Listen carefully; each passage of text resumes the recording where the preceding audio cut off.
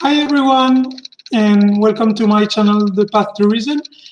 I'm your host, Cindy Plaza, and today we're going to talk about a fascinating mystery of science. And I'll explain why at the end of the video, why I chose specifically this story. So in Dominican Republic, there's a part of the island where almost 1% of the population is hit by something that at first looks like almost magic. There are these kids, when they're born, they look like girls outside. But when they reach 12 years old and puberty hits, then they start changing and they become literally boys. So they grow a penis, their voice changes, their body changes, and they become boys and later men. So how can this happen? That's a very interesting topic because it goes into how a fetus grows and what mechanisms are involved into making us babies when we go out. And so what happens with males who have mostly an XY chromosome is that the Y chromosome is dormant for the first 6 to 8 weeks, and so the fetus grows parts that are that can be changed into male parts or women parts according to what happens after those 6 to 8 weeks. So when in a normal pregnancy, those parts are hit by testosterone, and they grow as they become testicles and penis. And this doesn't happen for these children because there's one gene on the Y chromosome whose purpose is to merge those testosterone molecules, which are at the beginning too small to be detected by the body. And this specific gene kind of fuses those molecules and make them bigger, and so they can be detected by the body. And so once they're detected, they start creating the changes in the body. But with these children, this very specific gene is not working.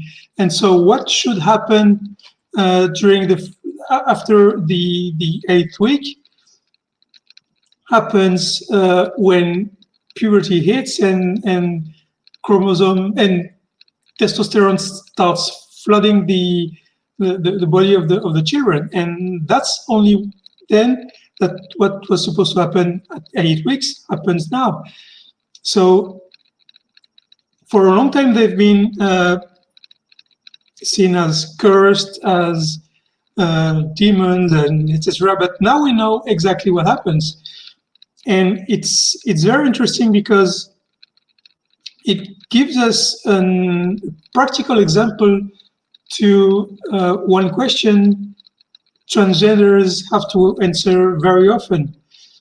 The question is, I feel like a man, or I feel like a woman, and I'm a man and I'm a woman, so I don't understand how a man can feel like a woman or a woman can feel like a man. And it's a very hard question to answer because gender identity is as we discussed last week, it's kind of blurry. We don't exactly know what are the processes involved, and so it's very hard to answer that question. However, we can now we know about this story of those kids. They're called guevedoce in Spanish because it means penis at 12, literally. And so, if you're trying to understand how a man can feel like a woman and a woman can feel like a man, try to put yourself into the shoes of these children for the first 12 years of their life.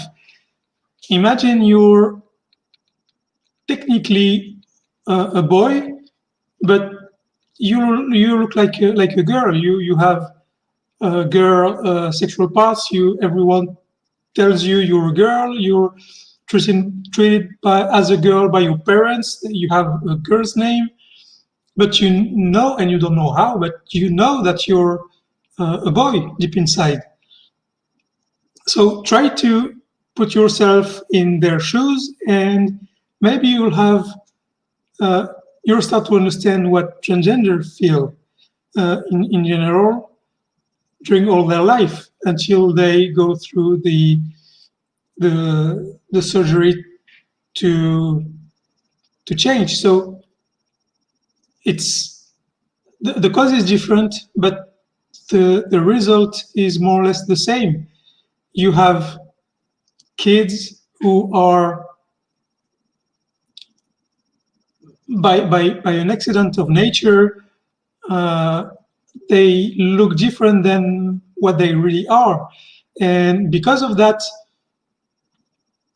they have this childhood that's very, very hard. They many of them have depression or anger issues, and because when you feel that you are something else than what you see in the mirror and what other people see, it's extremely hard every day to look in the mirror, to interact with people, and in some cases, if you know it, keep it secret.